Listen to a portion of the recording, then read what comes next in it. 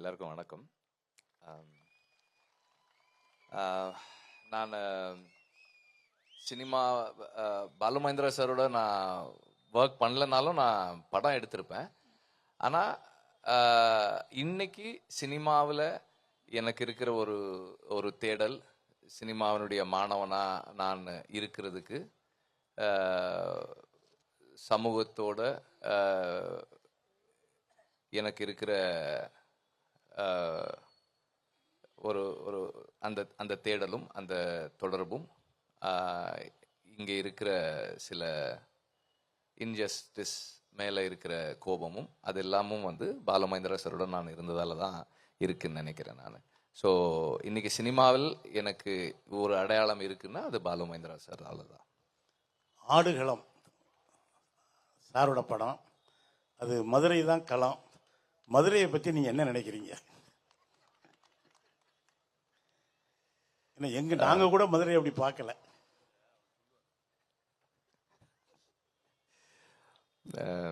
நான் ஆக்சுவலாக இங்கே வரும்போது நான் பேசலை அப்படின்னு சொன்னேன்.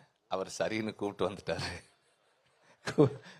இப்போ அவர் என்ன சொன்னார்னா, நீங்கள் பேச வேண்டாம் அப்படின்னாரு. அவர் நான் 2 கேள்வி கேட்குறேன்னாரு. கேட்க தொடங்கி இருக்கிற ஸ்டைலை பார்த்தா 2ல் முடிகிற மாதிரி தெரியல. ஓகே, எனக்கு மதுரை அந்த நான் இங்கே ஒர்க் பண்ணதில் எனக்கு அந்த மக்கள் தான். அவங்களோட உரிமையாக அன்பு செலுத்துறது இருக்குல்ல, அது ரொம்ப ஸ்பெஷலாக இருக்கும். அப்புறமா சாப்பாட்டுக்கு அவங்க கொடுக்குற முக்கியத்துவம் இருக்குல்ல, அதுவும் எனக்கு ரொம்ப ஸ்பெஷலாக இருக்கும். நம்ம ஒருத்தர் வீட்டுக்கு போகிறோம்னா அவங்க ஒரு 3 நாளைக்கு முன்னாடிலேருந்தே ஃபோன் பண்ணுவாங்க. இது சாப்பிடுவீங்களா, அது சாப்பிடுவீங்களா, உங்கள் கூட எத்தனை பேர் வராங்க, அது வேணுமா, இது வேணும், எல்லாம் கேட்டு அது நம்மளை அவ்வளோ ஸ்பெஷலாக ஃபீல் பண்ண வைக்கும். நான் இங்கே ஒரு படம் எடுக்கிறதுக்கு 3 வருஷம் 2 வருஷம் 2.5 வருஷம் இங்கே இருந்தேன். அது காரணம் அந்த படத்தினுடைய டிமாண்டில் இந்த ஊரினுடைய தன்மை தான் நினைக்கிறேன் நான். அசுரன் படத்தை பற்றி அடுத்து ஒரு கேள்விதான். நீட் எக்ஸாம் மாதிரி சார் பயப்படுறாரு. அதுக்கெல்லாம் பயந்துதான் ஆகணும். அதுக்கு தான் உங்களை கூப்பிட்டு வந்தோம். நீட்டை எப்படியாவது ஒழிக்கணும். அசுரன் அந்த படத்தை பற்றி 2 வார்த்தை. நீங்க உங்களுக்கு ஏதாவது இருந்ததுன்னா கேளுங்க, நான் சொல்றேன். படத்தை பத்தி ஏதாவது ஒரு அதுல தனுஷ் நடிச்சிருக்காரு, வெற்றிமாறன் இயக்கியிருக்காரு. ஆமா, எங்களுக்கு தெரியும். ஒரு 2 பாட்டு நல்லா இருந்துச்சு. இல்ல, பொதுவா நாவலை திரைப்படமாக்குறதுல பல்வேறு பிரச்சனைகள் இருக்கும்.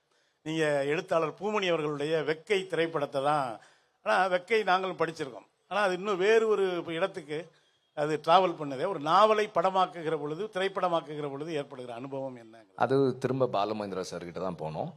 பாலு மகேந்திரா சார் என்ன சொல்லுவாங்கன்னா, ஒரு நாவலை படமா எடுக்கிற அப்படின்னா நீ முதல்ல பண்ண வேண்டியது, நீ அந்த நாவலின் மீது எதனால் ஈர்க்கப்பட்டாயோ அதனுடைய கலை உன்னதங்கள் எல்லாத்தையும் எடுத்து போட்டுட்டு ஒரு ஸ்கெலிட்டனா பாரு. அந்த கதை, அந்த ஸ்ட்ரக்சர், அந்த பேசிக் ஐடியா உன்னை முன்னகத்து தான் பாரு.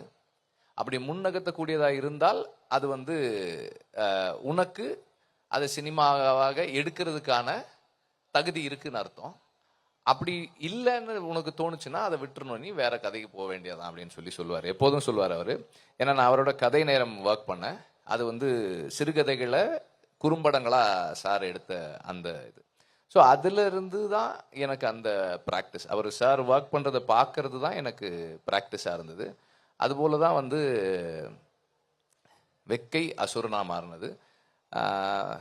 வெக்கை படித்த நிறைய பேருக்கு அசுரன் மேலே உடன்பாடு இல்லாமல் இருந்திருக்கு. அதில் நிறைய மாற்று கருத்துகள் இருக்குது. அவருக்கு பூமணிக்கே அது பிடிக்கல, அந்த படம் பிடிக்கல, அல்லது விமர்சனங்கள் இருக்குது. பிடிக்கலன்னு சொல்கிறத விட விமர்சனங்கள் இருந்ததுன்னு சொல்லலாம். ஆனால் ஒரு நாவலை சினிமாவா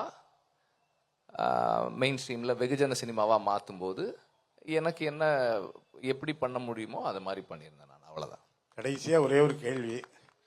நாட்டுக்கும் விடுதலை கிடைக்கணும். உங்கள் விடுதலையை பற்றி 2 வார்த்தை சொல்லி விடுதலை 1, 2 ஒரு அற்புதமான திரை அனுபவம். அது நிறைய பேசு பொருளானது. அது பற்றி ஒரு 2 வார்த்தை நீ சொல்லி முடிக்கலாம். இல்லை, எனக்கு வந்து விடுதலை வந்து நான் 45 வருஷம் நான் ஸ்கூலில் படித்தது, அப்பா அம்மா சொல்லி கொடுத்தது, காலேஜில் படித்தது, பாலுமகேந்திரா சார்கிட்ட படித்தது, சமூகத்திலேருந்து படித்ததை விட இந்த 4 இயர்ஸில் வந்து எனக்கு நிறைய கற்றுக் கொடுத்துச்சு. ஏன்னா நான் நிறைய வாசித்தேன், நிறைய மனிதர்களை பற்றி தெரிஞ்சுக்கிட்டேன், நிறைய தலைவர்களை பற்றி தெரிஞ்சுக்கிட்டேன். அண்டு அந்த படம் பண்ணுறதுக்கான மிகப்பெரிய மோட்டிவேஷனாக எனக்கு இருந்தது என்னென்னா, நமக்கு தெரிஞ்சது வந்து மேடையை அலங்கரிக்கிற அலங்காரமாக பேசக்கூடிய கவர்ச்சி இருக்கக்கூடிய தலைவர்கள் மட்டும்தான் நம்ம கண்ணுக்கு தெரிஞ்சவங்களா இருக்காங்க. ஆனால் தலைவர்கள் என்பவர்கள் மக்களோடு மக்களாக நின்று சண்டை போட்டு அந்த மக்களுக்கான விடுதலையை வென்றெடுத்து கொடுக்குறவங்க தான் தலைவர்கள். அந்த தலைவர்களை நமக்கு தெரியவே இல்லை. அது மாதிரி ஒரு ஒரு ஆயிரக்கணக்கான தலைவர்கள் நமக்கு இருக்காங்க, இங்கேயே இருக்காங்க. ஒவ்வொரு ஊர்லயும் ஒவ்வொரு தெருவுலையும் ஒரு தலைவர். அவர் ஒரு மக்களுக்கான ஒரு பிரச்சனைனா முன்னாடி போய் நிற்கிறாரு, அடுத்த தலைமுறையை உருவாக்குறாரு. அடுத்த தலைமுறையும் ஒரு பிரச்சனைனா போய் நின்று முன்னாடி நின்று கேள்வி கேட்கறதுக்கு போறாங்க. அப்படி ஒரு துணிச்சல் மிக்க தலைவர்கள்.